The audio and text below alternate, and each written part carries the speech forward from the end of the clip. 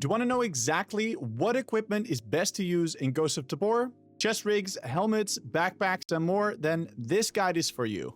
Hey guys, Xyrage here, and welcome to Ghost of Tabor. If you're new here, I do guides and gameplay on VR shooters. Lots of new equipment has been added to Ghost of Tabor since my video last year. This video covers everything, new and old, including all the equipment you can't buy from the trader, since some of the best gear is only obtainable by killing bosses. First, I'll briefly go over some ballistics information explaining the protection grades and how the damage works. If you're only looking for specific info, I left chapters for you to skip through the video. Let's get started, so grab your favorite drink, sit back, and listen up. This part of the video contains info about body parts, armor mechanics, protection grades, and more. The damage done depends on what body part gets hit. Shots in the neck and head are fatal, the torso takes 100% damage, the pelvis, upper arm, and upper leg take 50, lower arms and lower legs take 35, and hands and feet take 25% damage. Currently, body armor will protect the entire body part it covers, so even if visually it's only on the front and you get hit from the side or the back, it counts as hitting armor. If the bullet penetrates the armor, the damage is reduced, as some of the damage is soaked up by the armor. Generally, the higher the protection grade of the armor, the less damage you end up taking. If the bullet does not penetrate, it will deal a little bit of blunt damage. There are 6 protection grades for armor. The higher the grade, the more protection it offers. Depending on the caliber you get shot with and whether it's FMJ or AP, the bullet has a certain chance of penetrating. We're not going to go into details here. There's a link in the description to the wiki for all the ballistics information for those of you who are interested in the numbers. Alright, let's have a look at all the equipment we have in Ghost of Tabor at the time of writing this video. My price for the equipment sold by Minty might differ from yours since I'm Minty level 5 and I get maximum discount. We're starting with the chest rigs. These can hold pouches for large mags, small mags, grenades, knives, sidearms, and stims. Minty also sells a ammo pouch that you can use on your hip. First up, the A22, protection grade 0, Minty level 1, 150 karunas, and 450 grams. Offering no protection, it's used only to hold pouches. That's it. I don't even bother running this since the scabs you kill will drop better armor.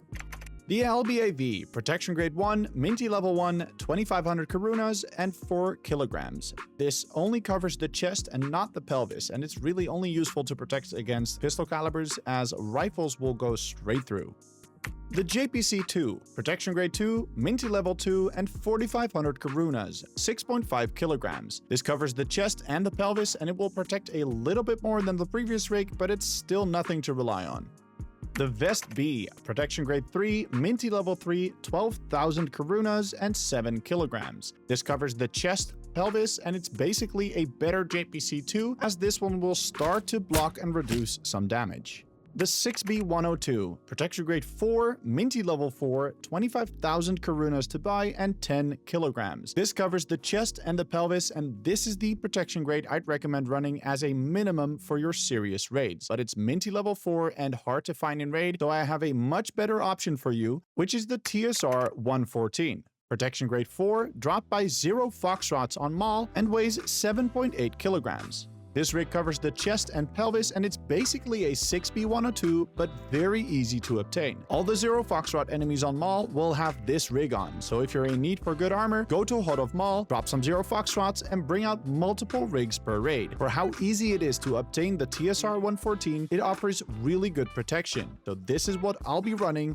early wipe until I find better. Like the 6B43, protection grade 5, Minty level 5, 65,000 karunas, and 17 kilograms. This rig covers the chest, pelvis, neck, and upper arm, and it is the best armor that you can buy from Minty. It's often found in vaults and airdrops, and also dropped by Kurtek on Silo. Because of the added protection to your neck, it is a really good option for PvP. People need to bring large calibers or armor-piercing rounds to penetrate this armor, and even then, this will reduce the damage enough so you can take a couple hits.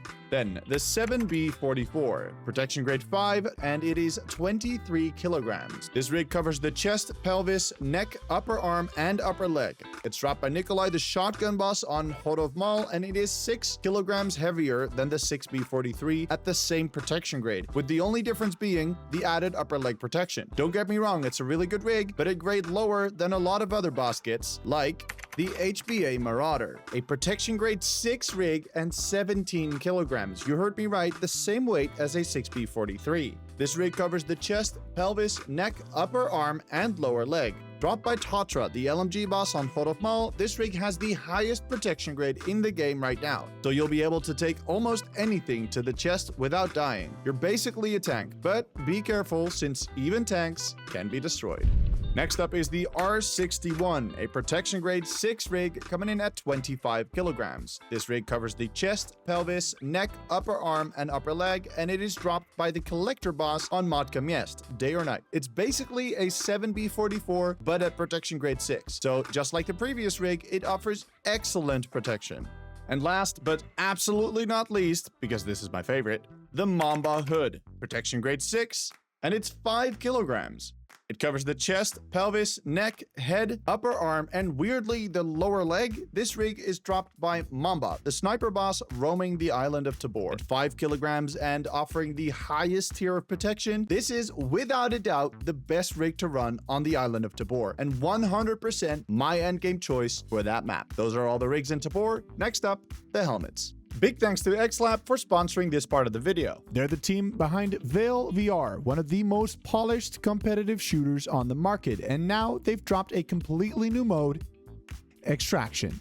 VAIL Extraction is a sci-fi, fast-paced, and best of all, free-to-play take on the extraction shooter formula, built for players who want a more casual but super exciting experience. VAIL Extraction focuses on quick, action-packed raids where you and your squad of 3 dive into a futuristic world, collect resources, and battle other teams for the best loot. Grab your friends, gear up, and see if you've got what it takes to come out on top. And the best part is that it's completely free. You can grab it on the Quest store or the Steam store using the links in the description. Thanks again for XLab for supporting the channel. Let's get back to the video.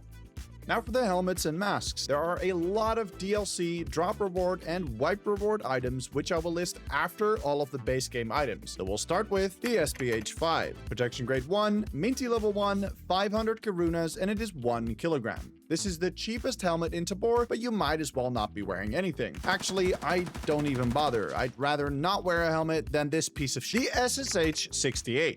Protection grade 2, Minty level 1, 1500 Karunas, and 1 kilogram. This is a Soviet steel combat helmet from the 60s. If you're lucky, it will block something, but I don't even bother. If you do, you can wear headphones while using this helmet. The 6B47. Protection grade 3, Minty level 2, 3500 Karunas, and 1.5 kilograms. At protection grade 3, this is the minimum I would even recommend running until you can find better or buy better. This helmet has a mount for night vision goggles and allows you to wear headphones. The ATE, protection grade 3, Minty level 3, 14,000 Karunas, and 2 kilograms. It's basically the same as the previous helmet, but for some reason, way more expensive. This one also features an NVG mount and allows for the use of headphones. The C1300, protection grade 3, Minty level 4, 21,000 Karunas, and 2.5 kilograms. You can spray this helmet into the Samurai version if you have the DLC, which then removes the visible face shield. These are my early wipe helmets, since your face is also protected at protection grade 3, giving you a chance against rifles, be it a small chance. This helmet will muffle your audio though, and does not allow for headphones to be used, so be aware that you will lose a little bit of situational awareness. The Dominator, protection grade 4, Minty level 4, and 30,000 Karunas, 2 kilograms. It's basically an ATE helmet, but with much more reliable protection. You'll find these a lot on the Zero Foxtrots on Mall, and they are worth taking out if you don't have anything better. They don't allow for headphones, but they will not muffle your sound either. The Dominator has a mount for NVGs. The Ronin, protection grade 4, Minty level 5, 40,000 Karunas, and 2 kilograms. The endgame choice for many with its full head protection, but it's only protection grade 4. This helmet does not allow for headphones and it muffles your audio. The Ronin also features a mount for NVGs. The Altin, protection grade 5, Minty level 5, and 35,000 Karunas. It is 3 kilograms. You can find this helmet a lot on Hot of Mal since Zero Foxtrots can spawn with them. This is one of the few helmets with protection grade 5, making it one of the highest protecting helmets in the game. It does muffle sound and does not allow for headphones, but it features a mount for a face shield, which is also protection grade 5 and sold by Minty for 15 grand, making the combined cost for this helmet a whopping 50,000 Karunas. Next up are the Boss helmets and masks, and we'll start with the Kurtek helmet, which is protection grade 4 and 2.5 kilograms. This is a drop from the Boss on Silo Kurtek. It is basically a Ronin helmet, but with a weak spot. The eyes are holes and bullets will go straight through if you're unlucky. Then the Fish Cultist mask. This is protection grade 4 and 4 kilograms. This helmet is dropped by the Fish Cultists at the church on island, and as you can tell, it only protects the front. Since bullets will be coming from the front, I suppose it's worth running if you don't have anything better, except when you get shot in the eye, since again, these are holes. So myself, I leave it in the bunker as a showpiece. The HKA Orion, protection grade 4, 2.25 kilograms. This is dropped by the shotgun boss Nikolai on Maul. This helmet is basically a Dominator helmet, and it looks a lot like the ATE. Supposedly it has face protection and invisible face shield. I would say test this out before relying on it. The Mich helmet, protection grade 5, 3.5 kilograms. This Mich helmet is an absolute endgame equipment, obtainable by killing the Collector together with his R61 rig and the XM250. It has a raisable face shield, which is also protection grade 5. This is the only protection grade 5 that does not muffle sound, and better yet, it allows for the use of headphones. So this is my endgame choice for maps like Matka Miest and Maul. The ZSH-1, protection grade 5 and 3.3 kilograms. This is dropped by Tatra, the LMG boss on Maul, and it's basically the Mich helmet, but without the option for headphones, and this one will muffle your sound. At the time of writing the video, there's a bug with the face shield, so personally I never use it, but it is a top contender for sure. DLC items, wipe rewards, and drop rewards. First up, the Eastwood DLC gets you the Gambler, protection grade 0, 1000 karunas, and 100 grams. A bushy or a cowboy hat with no protective ability, only run for style points.